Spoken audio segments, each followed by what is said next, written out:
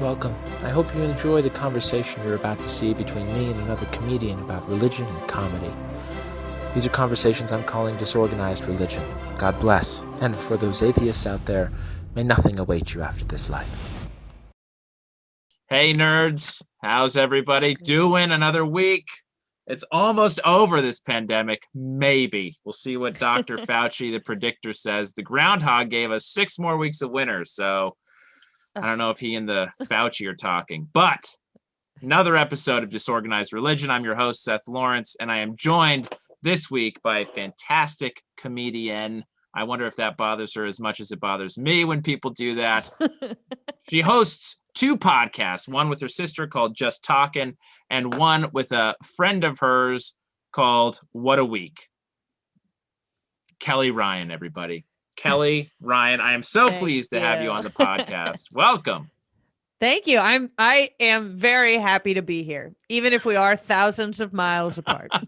I know, it's really too bad. It's really too bad. But how are you liking the northwest part of our fantastic country? You know what? You can't say I'm not here. So it's great, huh? You love it? It's good. I mean, I don't think I could live here permanently just because they're hippies, but they are angry folk. Is that right? Yeah, Portland is known as a very liberal city, and we're about 20 minutes north in a small Washington town. And our town is like a little more rural, so people aren't as, like no Antifa or whatever the hell. But Portland across the bridge over there, they are not friendly. They're like, it's so bizarre. Sorry, my phone is going off. This is the rudest thing I've ever done. No, you're good. Don't even worry about it. I know my place. It's something, honestly, like you have a deal at Grubhub or something ridiculous. Right. It's always the way. Yeah, we have a Ring doorbell, and that always seems to go off. And I'm like, I don't want that alert right now. I don't care that I'm being robbed. I'm focused. They can wait. Yeah. So are you living in Washington for tax reasons and working in Oregon, or what's the deal up there? Because I've heard of people that I can't remember which state has the laws that are favorable. So Washington, I believe, doesn't have state income tax. And then Portland has no sales tax. So when I got to do that Costco trip, hop, skip, and a jump over to Portland, and then, just live over here. But I work from home anyway. So it's really never been which is part of the reason as to why we were able to make the move during this, was because, I didn't, not like I had to go into an office or anything. So. Right, which works out very well for a lot of office jobs have now just moved to online stuff, which is, I think there's positives and negatives. So what, other than the entire state shutting down, was that what drove you out of California? Or was it like, this is kind of the last straw? We've been on the think to move out and this was it? Or was it really just can't handle not doing stand-up? If you told me last year, February 2nd, and you said, Kelly, you're leaving California, I would have said, what? No way. But my dreams. And then if you said, if the dreams at this point don't matter, I would have gone, maybe something did happen. Right. Maybe we did leave for a reason. Yeah. Gotcha. So what is the stand-up scene like where you are now? Is there underground live stuff, or is it pretty open live stuff, or is there just no live stuff? Yeah. So when we first got here, which was in October, there was outdoor mics, not really shows, a couple here and there. But it was kind of all Portland comics that were on those. It's hard to build relationships right now in a new place. I'm sure you can understand. But so they shut down the outdoor mics for a while, but we got to do those for like a month and a half. And then they just started back up again this week. So I'm actually going to go to one tomorrow. But they're all outdoors and everything. So, but the comics here are very different. They're not trying to be actors and actresses. and their bits are very strange. Is that right? Yeah, and it's not that they're not funny. They are funny. They are just a quirky group of folk. I mean, interesting. Yeah. So do you find the lack of actors? I don't know. LA is sort of this place where it's like you come to do everything in entertainment, right? And a lot of people kind of jump into every aspect of it. They're DJing, they're mic, they're doing the stand-up. Is it nice going to a place where it's just purists? They're just out there for the art of stand-up. When people are bombing up here, I'm like, but at least they're doing their art. At least they're staying true to stand up themselves. Right. On one end, it's nice being around people who don't have that extra, like, hey, I'm a one-man band type of thing, which does get a little old. It's like, I really don't care that you can sing. I'm sorry. That has nothing to do with your stand-up. I don't care. But the only thing that it does affect, I think, is the drive, because in LA, it's like people are, I need to make it. So they'll do anything. Whereas, out here, it's like you sign up for a mic and your name is on a list. People are still an hour and a half late. You're like, hello. Like, people have things to do. Whereas in LA, it's like your name gets pulled at a mic. You better freaking go up there. And you're not going to probably get a chance to go up if you don't go right now. And so it's interesting. They all seem to know each other. It's it's definitely different. So so you're saying potluck would not happen up there? No. No. Or honestly, if it did, it'd be very long. Everyone up here is like too drugged out, but not on coke or like anything that hypes them up. So it's just very lazy sort of, and bunch of downers, huh? Bunch of downers up there just there's a reason out. There's a reason they're as depressed up here as they are. Holy shit. Interesting. That's so funny. So what is LA kind of gets a bad rap, at least amongst LA open micers, for the political games that happen and for the actors that already have a following that get shows maybe prematurely as far as stand-up talent goes. Right. Have you been up there long enough to really get a taste of that in that open mic scene up there, or is it still too early to tell? It's okay. So obviously this is coming from a woman's perspective. So I feel like I have the right of way. I mean, everybody tune out for the next. No, go ahead. All right. Turn it off. Bathroom break, everybody. No, please. We're on pins and needles waiting. So they prefer women up here by quite a handful because they're so liberal in a very non-equal way. And so when I show up, I kind of get to go in the first 5. Oh, all right. Which isn't a bad thing because I'm a woman who's not, god awful. So it's like I get to, which is nice. But also like the other people that get handed stuff, it's more of like the weirder you are, the better. So interesting. It doesn't even have to be that you really make people laugh as much as you are a specimen to observe. An artist, if you will. Exactly. But honestly, this is all just talking from Mike, so I haven't gotten to do any shows yet. So it could be different there. I guess in the club area up here, like near Helium, it's a little bit different of a crowd. People who get booked versus people who go to, like, I don't know, what's a place in LA that people don't get booked at. But like a club in LA where they don't get booked, or no, like an open mic that people like go ha-ha? to. Yeah, like the ha-ha. That would be Are they still alive? Are they still alive and running? You know what, Kelly? I don't know. I don't know who's alive. Like, I don't know what the Comedy Store is doing for income. I don't know what the Improv is doing for I don't know how any of these places are going to survive all of this. I don't know.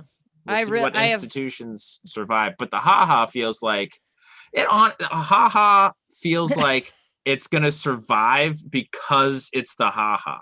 Yeah, like it's already been through so much that it's like this can't knock it down. It's like a couple of years of no business, please. We can deal with that. We're coming back. God forbid, only a couple years. I don't know. I've actually never performed at the Ha. Never did the open mic. Never did anything there. I don't think I've ever done the mic, but I had a show there one time, and I had fun up there, but the green room was one of the weirdest experiences I've had, just because it was all club comics that I have never heard of. So it was a group of very cocky individuals. Yeah. Who for some reason didn't realize that they were at the Ha. Like nothing made sense.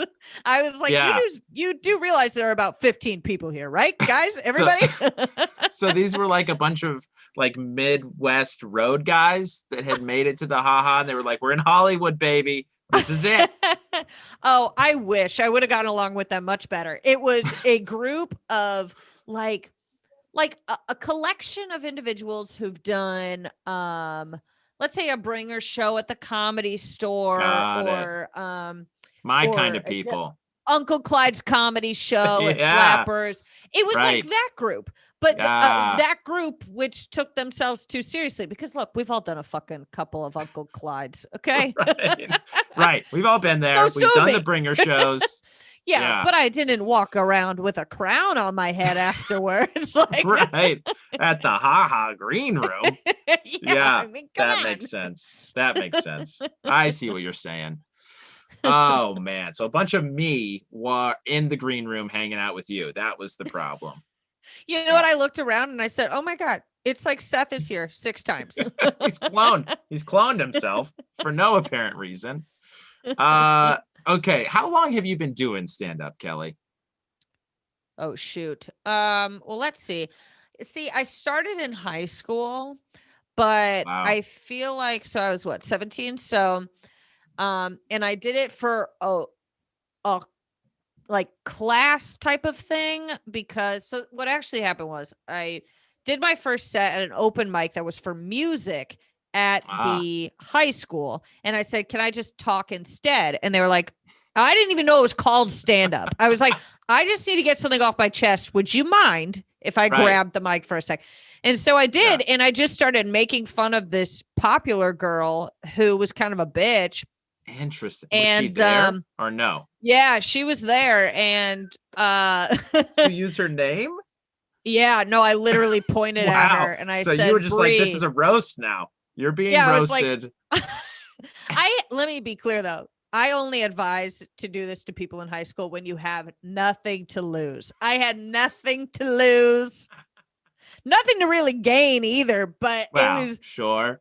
That's what high school's all about. High stakes where nothing's important. Yeah, exactly. Yeah. And so after that, I did great, which was because everyone also hated her. So it was like perfect, But then I cried all the way home while I was driving, because I was like, what just happened? It was the first time I was like, oh shit, Kelly, like you might be good at something, but I didn't know what it was. And so I ran inside and I was like, I was explaining it to my dad, and he was like, oh, that's stand-up comedy. And I was like Jim Gaffigan? And he was like, yeah, like Jim Gaffigan. And I was like, oh my God. So he immediately signed me up for this 6-week course in New York. And I love it. But of course, he couldn't do it without signing up himself as well. Oh, that's great. Your dad sounds just like me. That is amazing. So funny. And he really is so funny. And we had a great time and everything. But of course, I'm 17 and there are guys up there telling jokes about AIDS. And my dad is like, we don't need to be. That's not even the worst example I could imagine. No, I think you tamed that down quite a bit. Yeah, exactly. I really did, actually, because I forget what it was. I think it was, the joke was something that like my 17-year-old brain didn't get. I was very sheltered. So I was like, Yeah. Your dad's probably panicking, be like, we got to get out of here. What have I done? Like, he's like, I hope she doesn't, repeat this. I'm like, I don't even remember what he just said. Right. Oh man. So then after that, I went to college where I only got to do it a few times, a year really. And then when I moved to Los Angeles in 2016, it was just like straight business. Yeah. So, yeah, it's hard to say how long I've been doing it with that kind of an answer. Cause it's like, well, I guess it's long enough. I mean, you were gaining a lot of momentum right before the pandemic hit. Right. I mean, like you were doing stuff at the Comedy Store. You were doing stuff at the Improv, not like the bringer shows. You were getting up there. Right. I mean, you were performing in all the main rooms. Yeah. So it was a blast. So how does that, I mean, where are you now kind of psychologically, professionally? Is it like, I can't wait for California to open up again, I'm going to get back there? Or, I mean, how difficult has that been to go up to artsy town and be like, you guys don't even know who I am. Okay. You don't know what kind of presence you're in. Well, I think, I never really thought about it that way. I feel like anytime I'm up, see, that's why I'm in the ha being like, this is amazing. I deserve to be here. Well, I like get up there and I'm like, you're getting in front of an audience is still always just going to be in front of an audience, in your head, you're just like, God, I hope they like me. Please like me. Please. Like all I want to do is make you assholes laugh. That's all I want to do. Yeah. So, but it has been, I don't know. I mean, it's one of those things where you're like, it depends on what you've been through in life, Like some people look at this and they're like, oh my God, it's the end of the world. And I'm kind of like, well, things happen. Another day. Just another day, another dollar. Another day in this shithole. Whatever. Oh my gosh. I love it. Oh man. So, I mean, on and off, what you've been doing, like, let's say 8-9 years without a couple years, a couple years break in there. You're from New York? I'm from, so this is where it gets goofy.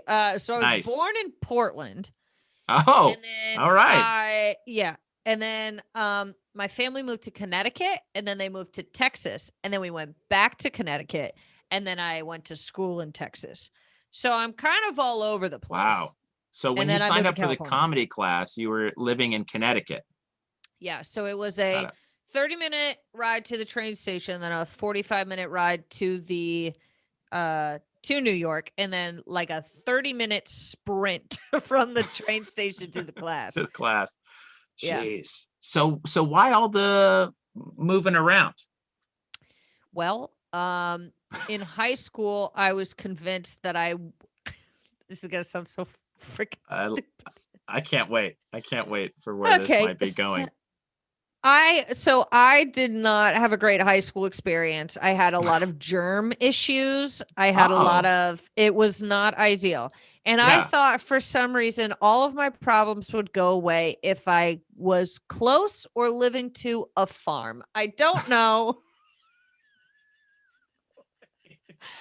Okay. Farms are very sanitary places. Yes. I thought they were peaceful. I love cows. I was like, this is the dream. So we should go to Texas. So your whole family moved, so you would be not as phobia about your germophobia.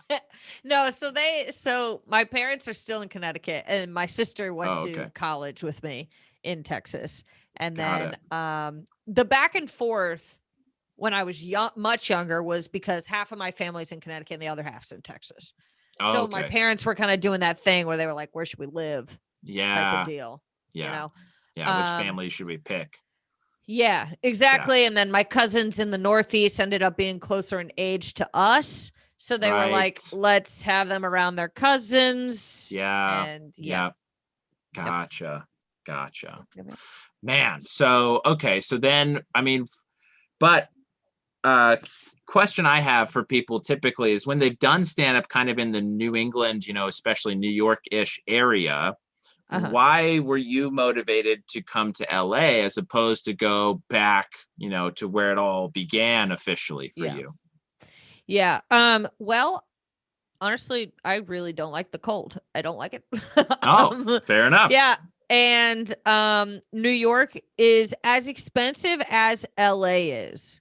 New York is so expensive. And when I moved to California, I had nothing. No money. I had an air mattress, a single person air mattress. Yeah. And I had a like single sheet that was the size of a sleeping bag.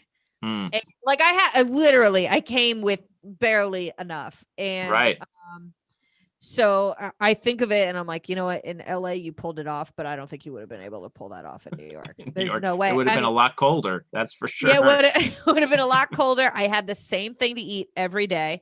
I would wake up, I would eat some beans, some black beans, some eggs. Okay. Wow. Then at lunch, I would have a plain peanut butter sandwich, which is actually insane because 2 years later, I found out that I'm allergic to gluten and peanuts.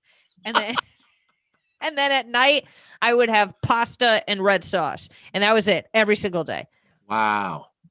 I mean, you got all the basic food groups in.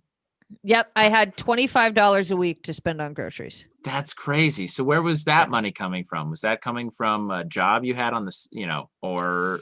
Yeah, I actually worked at David's Bridal for a little bit. Oh, sure. Yeah. They're very popular in Utah, by the way, David's Bridal. Yes. I bet you guys marry like crazy. Yeah. I mean, we just marry young, so. When did you get married? I got married when I was 24. Gotcha. I mean, 23, first kid when I was 24. So I count really the end of my life at 24 with the first kid. Wow. That's, you know what though? That's fun. I always. Yeah. When it works out, it's fun. Yeah. But I feel like with the Mormons, you guys work it out a lot. Am I wrong? No, you're not wrong. No. I mean, you don't typically have as many scandals of like, I got hammered and I fucked so-and-so. Right. Right. That is pretty rare. That's pretty rare. If that happens, there's been a lot of other scandals along the way. That one's not coming out of the blue. It's like, no, we knew Gary was like that. We should have seen that one coming. But anyhow, okay. So you worked for David's Bridal. So you had some money from that. Barely. Gotcha. I mean, this place, what actually happened was I went to go apply to the dog food store next to David's Bridal. And when I went in and I said, hey, I'd love to work here. I've always loved dog food. Yes. The taste, the smell. I was like, do we get samples? If you've never been to Sam's Club or Costco on a Saturday, we could do that here.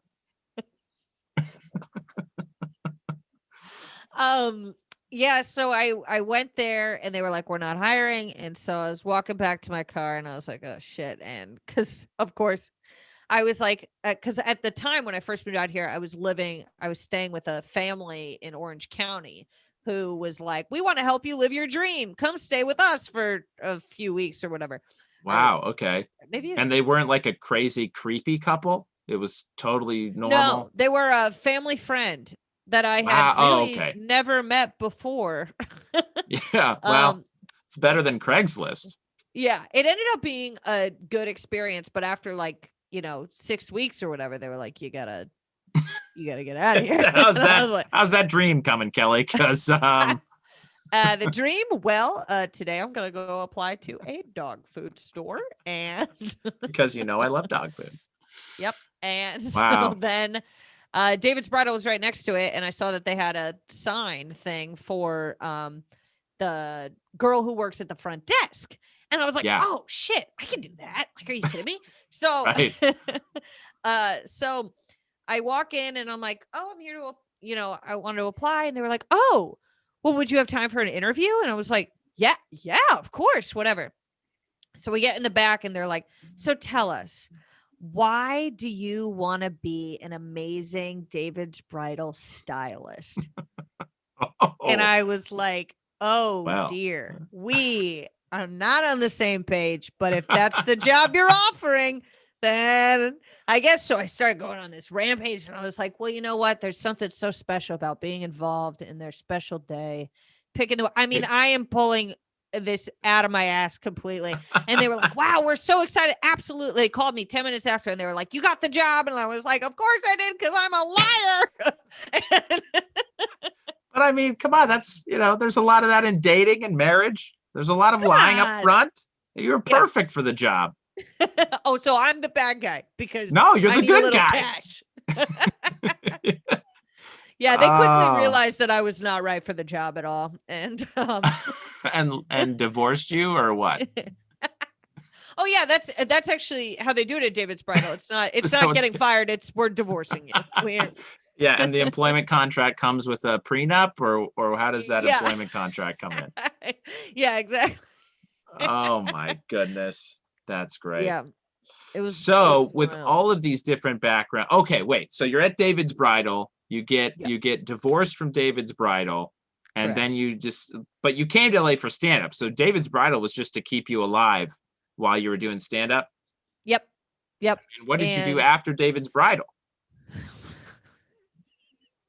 I worked. I sold Dell computers at Best Buy. Yeah. Which I also. Well, actually, no, I wasn't that bad at that, but it was. Well, because let me put it this way. I wasn't bad at it because I was so much better than the other people they had. So if they had an actual salesperson in there, there's no way that I would have looked good. But the way that some of these Best Buy employees, I'll never forget it. This one customer, he was like, hey, I'm looking for an HP computer. And the guy was like, oh, well, this is a much better computer. And he was like, well, I want an HP one. And the guy was like, I'm not going to show you that. Like, just literally rejecting. Wow. It made no sense. But that's crazy. They were very I mean, bizarre. You're at Best Buy. You're not at the Apple store. Sell them the HP. So who gives a shit? Right? Who cares? The other person that I met at this Best Buy is actually a comedian who, like, a year and a half ago got plastered all over the place because he sexually assaulted a girl. So oh my gosh. Yeah. That's unbelievable. Isn't that weird? That's crazy. Yeah. Man, what a small world. I know. You wouldn't believe him. Yeah. You wouldn't believe him. Well, we didn't believe them, meaning women, for a long time. For a very long time. We barely believe them now, but I know. Now it's like pulling teeth. It's like, my gosh, it's just terrible. So had you always wanted to be a stand-up, or was it more like it clicked for you when you were 16, made fun of the popular girl? Well, I knew that I wanted to make people laugh. I just did not know how. Like I knew, like, I didn't know what that career path was. I thought it was video editing for a while. Like, oh, I'll be a really good video editor and whatever. And then, but after I had literally my first set, I was like, this is it. Yeah, this is the all thing I want to do. So after you roasted the popular girl who no one liked, apparently. So why was she the popular girl? That's what I've never really understood about a lot of teen movies. It's like there's the popular person, but they're, a jerk to everybody. I guess it's just they're the hottest. I don't know. Yeah. Maybe it's because you're Mormon, but she sucked a lot of dick, So, and I feel like. Is that what happens in high school? Oh, yeah. Oh, my God. This girl, she cheated on literally the hottest guy in our grade. And we were all like, man. We were really blown away. Yeah. That's so, but with whom? Like the second hottest guy, or like no, a total dork? Like she was just trying to rub it into this guy. Oh, there you go. All right. Beautiful. There's nothing like a little statutory to just seal the deal. Yeah. That's amazing. Yeah, it's weird that everyone hated her for something she was kind of sort of probably a victim of. Right. But yeah. But you know what? That was just Brie. You know what I'm saying?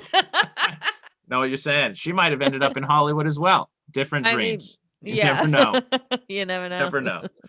That's crazy. So, I mean, speaking of my background being a bit sheltered or different, just different from the high school and background you came from, how religious was your family growing up? I mean, if you did a stint in Texas, I would imagine that would have been within a fairly religious community, just stereotypical Texas. But I mean, how religious was your upbringing?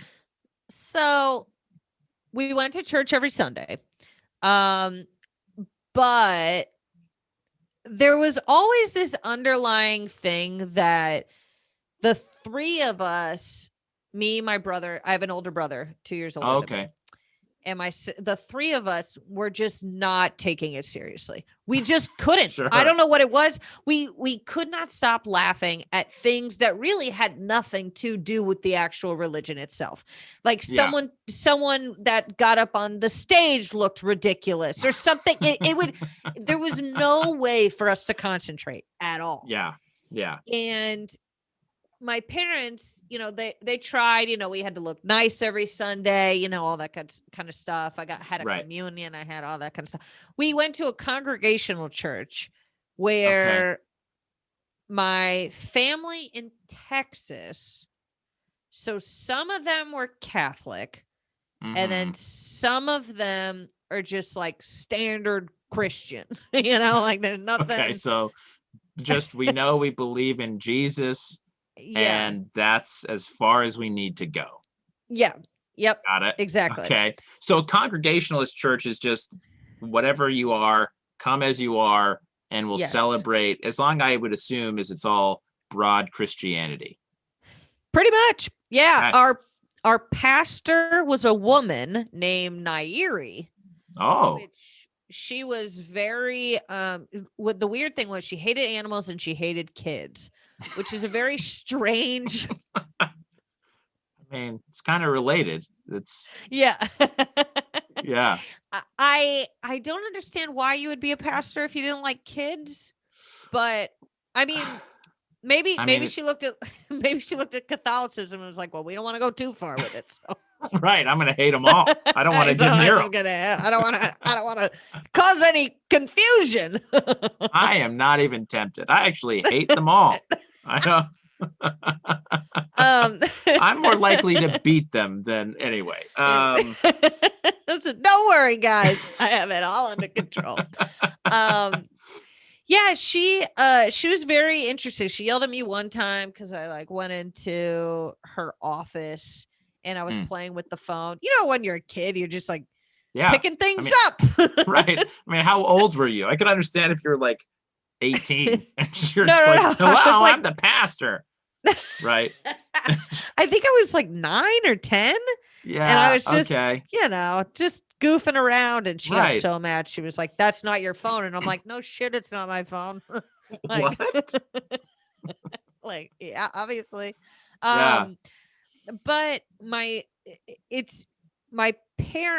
mom's family, they all grew up Catholic. Mm-hmm. So Catholic guilt was still a thing that existed in my household, type of thing. And I don't even think they realized that they did it. I don't think that they would because my mom, she still kind of does it where it's if I said, oh, mom, someone said something mean to me at school, but I don't really want to talk about it. Right. She'd be like, what, you're not going to tell your own mother? You're not going to tell your mother what they said? And then I'm like, fuck, I guess I'll tell you. Cause now I feel bad, Right. And but I feel like there are a lot of moms in the Northeast that I know who use that tactic of, well, I'm sorry I hurt your feelings. I hope you don't miss me when I'm gone. Right. Yeah. I mean, if only my mother was around and helping me as much as I try to help you, then. Exactly. Yeah. I think that's a parent tactic rather than a Catholic tactic, but maybe not. I could be wrong. It's interesting because my dad didn't grow up Catholic. Mm-hmm. He doesn't do it. which is why I think it's Catholic, but I could Sure. definitely be wrong, and maybe I'm just shitting on Catholicism without even knowing it. I don't know. You've hated it the whole time when really you just hated moms. That was all. Oh, sorry, my bad. I thought it was a whole religion thing. It's just, it's just that you love and care about me. Oh my goodness. So your mom was more religious than your dad, or she just had a more traditional religious background? You know, they are so, here's what's so weird. They are so secretive. Both of them are very, very secretive. So it's hard to gauge what exactly happened before I showed up, because they they have this air of mystery around their upbringings and all this stuff. But my mom now definitely has a more religious vibe, whereas my dad is more spiritual. My dad will read books on Buddhism. He loves psychology, whatever it is. He loves science. He loves spirituality. He loves the whole thing. He's so freaking smart. It's insane. And then my mom is like, I like to go to church for the music. That's great. I mean, music's a great part. Yeah. I mean, hey, I have heard some music. I have heard some people crush it. Sure. I went to, I was on the road last year in January with, do you know Connor Hangsleben? Yes. Yeah. Okay. So great comic, great guy. He wanted to go to church one morning. Oh. And I don't know why. I think he was just like, this area in Central California reminds me of home, and maybe I went to church, and I don't really know. But he was like, let's go to church, and I wasn't gonna say no because I'm not like a jerk, So it's like, all right. What, you're gonna say no to church to your friend who brought you on the road? You're gonna say no to me? Yeah, and so I just said, I was like, yeah, of course I'll go to. Yeah, right. But, which is a very, like, I just feel like I've never been casually to church with a friend before. Yeah. So I'm like, is he gonna be really into it? Is he gonna, have the hand up in the air, waving and the whatever? Right. And again, most of my experiences at church have been, I love this message, but also I need to make fun of this thing on the left because I'm distracted and whatever. Right. So I'm pretty much distracted the entire time that we're there because it's one of those churches with like the big lights and the, they got the whole thing going on. It's a show. It's a show today at the church. Yes. It was massive. The complete opposite of what I grew up with. Mine was like a tiny church that looked like a house, and it had wooden pews, the whole thing.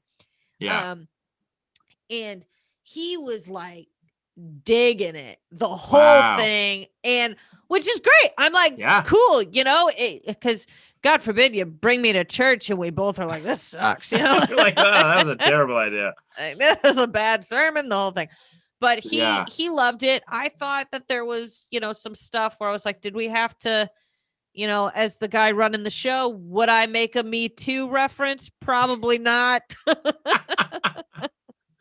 Okay. It's a tough one. But did he hate children and pets? I think is the real question. You know what? I don't think he did. Well, you win some, you lose some, I guess. Yeah, it's really hard as a woman to watch and to be like, wow, here's this woman, pastor, she's rocking it. She's doing her thing, right? Here's this guy who made a Me Too joke in his sermon, and somehow I like him more. You want to root for the other one, but sure, of course you do. Oh man. So, but you weren't feeling it, still distracted, reminiscent of childhood in that respect, at least, I take it. Yeah. It was, folding the pamphlet as a fan, Right. How far can I send this paper airplane I just made? Yeah. And the weirdest part is that I actually don't like, it's not like I sit there and I go, oh, I'm an atheist and I hate this, whatever. It's really not even that. If I can zone in and focus and pay attention, I can acknowledge a good passage. You know what I'm saying? Be like, that was pretty good. And I understand. I love a good storytelling thing. If you're a great storyteller, that's what makes it, right? Yeah. So I'm like, if you could do that, then you probably got me hooked, right? Yeah. But there's something about if whoever's speaking is not gripping me entirely, then I just cannot focus at all. Yeah. Well, that's fair. Yeah. So you never really connected with anything divine, and you're not even sure if your parents ever really connected with anything divine. They're kind of like, how do I put it? They have their moments where they get emotional about God, but it's like a moment, like if I ever told my mom, I was like, hey mom, I don't think God exists, I think she would cry because I think that would just upset her, Yeah. but I believe my brother's agnostic at the very least, and then his wife I think is also agnostic at the very least, and they did the thing where in their wedding they didn't have any reference to God or whatever, which okay, fine. To me, no biggie. To my family, it was like they didn't reference it once, not even once. And, you had people from Texas that came up who were more Catholic, and they were like, we thought it was interesting that your son didn't include anything about religion in it. Right. So I think if I get married, we're just going to throw in a little sprinkle, a little dash of it. Just for passivism. Just to keep everybody happy. What difference does it make? It's not like it's my wedding or anything. No, I'm kidding. Right. Not your special day. Why does it have to be about him? But so where do you stand on it? Are you more agnostic as well? Or do you want to believe in something? You're just not sure what? Or where does Kelly Ryan stand? I definitely believe in a higher power. I just have no idea what form it takes. You know what I'm saying? So when I say like, oh, I pray to God, or the figure of God, I don't have an old man with a white beard. That's not what I think. I think it's more of an energy type of thing. And, but at the same time, I mean, you would never catch me like... You're not going to get into this at the family dinner, is what you're saying. Oh, no. Well, the other thing is, it's like, I could say all I want, like, or I feel like I would never like say F God. That just would not be like, I couldn't even say it right there. I couldn't do that because I'm like, I believe in the guy too much to risk it, like, no, I'm not going to go to church every weekend because that's not my gig. That's not my shtick.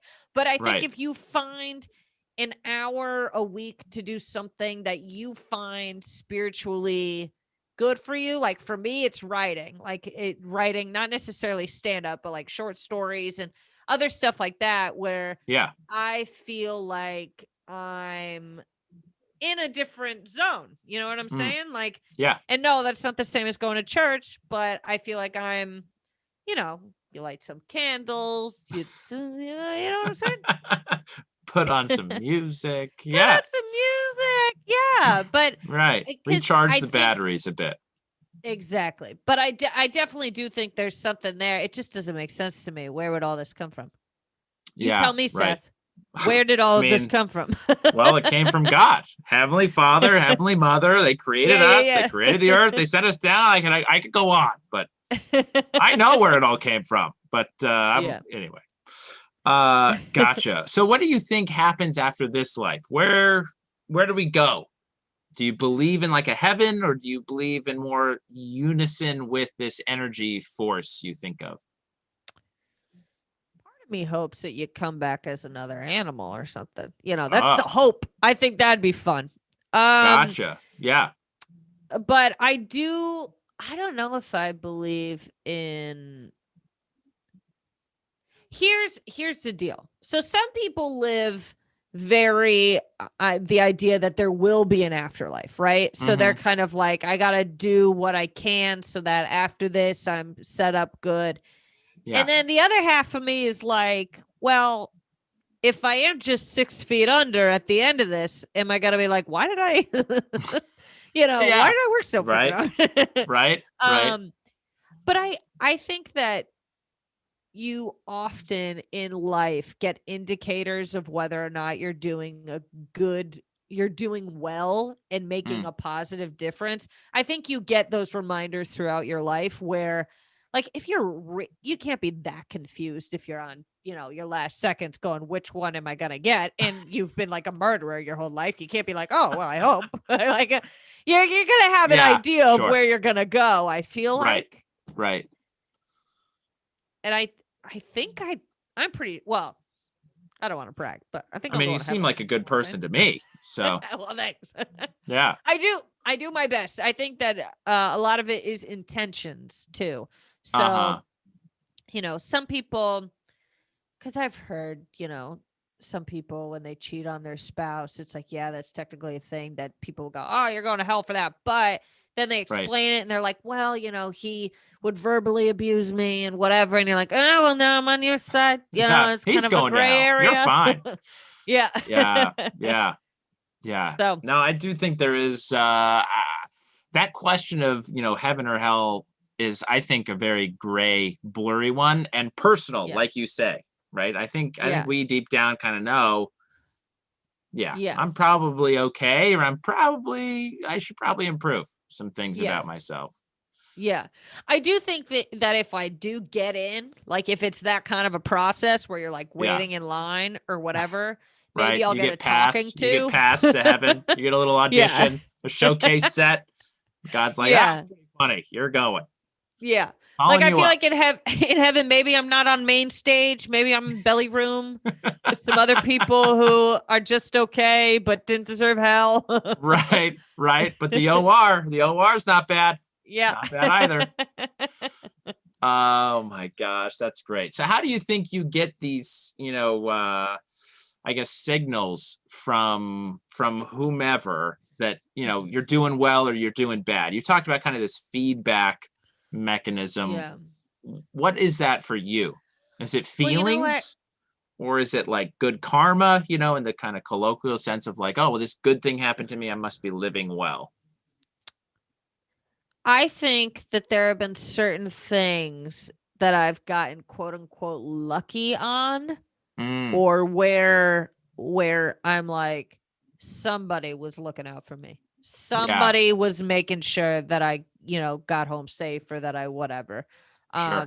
Because, especially when you're young, you do things where you're like, if I really think about it, that could have ruined my life, or that could have gone very poorly. And that could have, like the amount of times I think about it. And that like when I, first started stand up in California, like the fact that I would, walk to my car by myself, or just like little things like that, where I'm like, thank God nothing ever happened to me. Like, because I'm not a very large person, and, but it sometimes did feel, and it still feels now, where something, even if it's just as stupid of like, I'm making a turn and someone barely hits me or whatever, or comes close. I'm like, whoa, somebody was in control of that. That was out of my control right there. Yeah. I see what you're saying. That makes sense. Yeah. But I don't think, to be totally frank, I don't think people look around enough and see how lucky they are and how grateful they are about things, especially comedians. I think that, if you go on Twitter, you go on whatever, I'm like, oh my God, are you people, can you just, you have more. You have more than you could ever need. And yet it's like, it's constant complaining, and it's Right. like, Right. I'm not saying that religion or the good Lord is gonna fix everything, but it's like, if you think Right. you think the big man up top for like a day, you'll probably feel a bit better. Yeah. Yeah. Exactly. I mean, focus on what you have, not what you haven't. Right. I think that's Yeah. all good advice. Good advice from Kelly Ryan. That's a nugget. Yep. That's a nugget right Yep. there. Yeah, it's all a lie. No kidding. Well, you got the job. We're hiring you. Oh, well, thank you. It's gonna be great. All right, Kelly, before we close, I want to let you have a chance to ask me all of the personal questions you've been thinking about regarding my faith, my spirituality, whatever you want, on a segment we're calling What's the Deal with Mormons? Ooh, okay. So, have you ever had alcohol before? No. Okay, so if you were to totally spiral, Yep. and I've thought about this many times. No, yeah. Okay. Go on. If you were to totally spiral, Yeah. what would be your meal, drink, drug of choice? All of that combined. You got it all laid out on your coffee table. Okay. Right. The wife and the kids, they said yeah. sayonara for reasons that only you know. Sure. Right. And it wasn't years of abuse. It was totally their fault. Yeah. Yes, exactly. So I'm in this, I feel like God has abandoned me. There's no way he exists anymore. I'm done with it. Yeah. That's what Well, he literally called you and said, my gosh. leave me alone. Wow. Wow. So you've been rejected. Geez, but I know that he exists. That's like the worst possible. Exactly. He just said, I don't like you.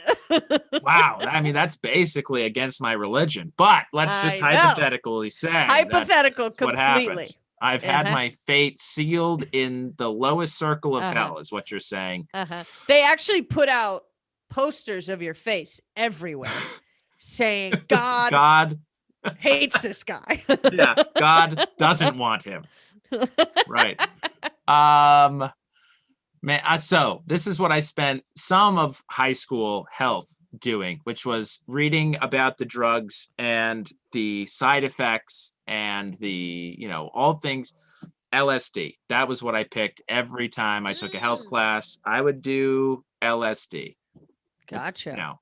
I would probably have to chain myself to a bed or something so I didn't just jump off a building on a first trip, Yeah. But that's what sounds kind of like the most fun without too much harm, Yeah, that's a good bang for your buck option right there. I've never done it, but I can't do any psychedelic anything like that. I can't do it. But sure. But people that I do know that have done it, they're like, oh, it's eye-opening, it's whatever. Right. So I feel like that's a good option. I think that's what I do. There's not many meals that Mormons can't eat. Oh yeah. Right. I mean, I guess like if it were a meal, it would be like hash brownies or something, I'd be like, that's the kind of dessert I would do, but I don't know. I mean, if I really left my religion, realistically, I would probably, take up maybe a social drink every once in a while, but I think I would end up with the fancy, girly drinks. Oh, sure. With a lot of fruit. Well, especially if it's not going to take you much to get, because I mean, your tolerance is at nothing. Oh, it's zero. Right. Yeah. So you can have one of those fancy drinks with the orange peel and the whatever on it. Yeah. I don't even know what they're called, but like a mojito, I guess. I don't know. Yeah. But you like being Mormon. I do. Yeah. Yeah. I'm totally square. I actually enjoy the life that I have. I've never been seriously tempted to drink alcohol or to do any drugs. So see, I love that. I love that. Because of course you're not stupid. You know that Mormons get a lot of flack that I'll come out and say it. They don't deserve because every Mormon that I know is really delightful and has a great sense of humor. Yeah. So, good. Yeah. I don't really know any miserable. I don't think I know one miserable Mormon. The miserable Mormons I know are usually of the X kind. And I mean, there's a wrong way to do religion. I guess I'll say that. I know some Mormons who are probably not as happy being faithful as they could be, you know? Gotcha. But a lot of the really miserable people I've met who have ever been Mormon are usually no longer Mormon. And I'm not saying their life goes bad because they've left the church. It's more like their life was not great and they blamed a lot of it on the faith. And so it's not like it all improved when they left the church, but you know, that's what they blamed. So that's why they left the church. And then obviously I know a lot of people who are happier, you know, they claim, at least I believe they claim to be happier. They might truly be happier after leaving the church because they've done, I think, religion incorrectly, right? It's more of the punishing, you're not good enough, you always have to improve, you know, God only loves you if you do this, this, and this, which is easy to get lost in that idea of thinking when it comes to religion. Because, you know, there's Catholic guilt, there's Mormon guilt.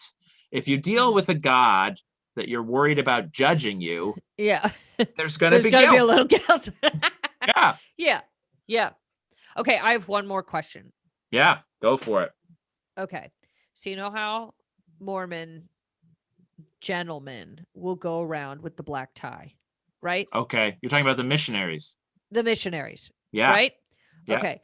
Do they have one black tie or do they have a whole closet of black ties in case the black tie gets dirty? Right.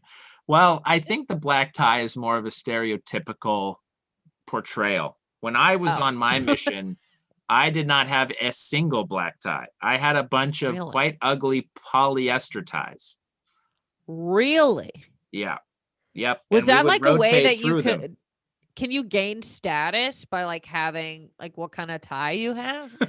I mean, not really. In my mission, there was a tradition of exchanging ties with a companion you served with that you liked. So you would, you'd sort of be like, you know, pick, here's a selection of my ties that I'm willing to part with for you. And you pick one and I'll pick one of yours. And then, you know, we would get little whiteout markers and write little messages to each other on the back of the tie as a little memento. Did it ever happen where someone was like, hey, do you want to switch ties? And they were like, no. I'm sure that it did, but I think most of the time it's sort of, you know, when you're in a relationship that's not working, you know. That has to be one of the rudest things anybody could ever do. Like, hey, you want to switch ties? I don't want your tie. No, I think what would be most likely to happen is for somebody to be like, hey, can we switch ties? And they'd be like, okay. And then they get their ugliest ties and it's like 2 of them. And it's like, here you go. These are the 2. You're like, you can pick which one you want. You know, and then they meet up with some other person who served with that guy and they're like, wow, you got a really nice tie from him. What the heck? Yeah, he has the best ties. It's like, yeah, he was really nice. He was great. He didn't give me the choice of those. I think that's probably more likely. But yeah. Oh, that's so funny. Right. But the black tie, no, it would be amazing if it were kind of a standard issue. We should maybe uniform up, but that was kind of the one way you could be yourself as a missionary, was which pattern, which color ties you picked, you know? So that's so funny. Huh. Right. How long were you a missionary for? So there you go. 2 years. 2 years is the standard mission for a young man, a year and a half for young women. And then there are also service missions, which can range in length, usually from a year to 2 years. But if for whatever reason you can't go out and proselyte, then you're given a service mission. Maybe you're, you know, playing an instrument, or you're giving guided tours at Salt Lake in the church center. There are various different ways to serve a mission, but mine was the standard 2 years. Gotcha. Well, cool. Well, you know what? This has been fun. This has been great. Kelly, thank you so much for doing this. This is awesome. I wish you course. guys all the best. Like I said, part of me hopes you never come back because, I think Zach Stein and I are going to try to take over the Ice House once it opens up again if Bruce isn't back here. And yeah, but I hope you do. I hope you guys do come back in all sincerity. Thanks, yeah. It's no, we should be back. I mean, the lease here is for a year, so and we got here in September, so you might have timed it just right. Honestly, that might be just right. Yep. That's the goal. Well, we'll all be looking forward to that day, baby. It's gonna be great. All right, Kelly, anything you want to plug before we sign off here? You've got 2 fantastic podcasts that are both very fun. Thank you. Yeah, just talking and what a week. I'm trying to think. My Instagram is this is Kelly Ryan, and so is my Twitter. My Venmo is where you're Kelly very Ryan positive Money. on Twitter. Very positive on Twitter. I am a beam. The only positive shining light. Ray of positivity. Absolutely. I love it. Well, we'll put that in the show notes. I mean, you got a website, any merch you want to dish out, any road dates you're going on? My website is kellycomedy.com. I have no show dates in the foreseeable future. You can, let's see, where might I be? I'll be on my couch after this. Right. Very good. Beautiful. Well, tell Bruce hi for me. And I will. I hope you guys do well and get some stage time up there. And I hope even Bruce gets some stage time up there, that he's not he will. shunned for being the enemy. Excellent. He'll get stage time. We'll make sure. Just say he's a woman from time to time. That'll be fine. All right, Kelly. Thank you so much. You guys take care. You too. Okay. Bye.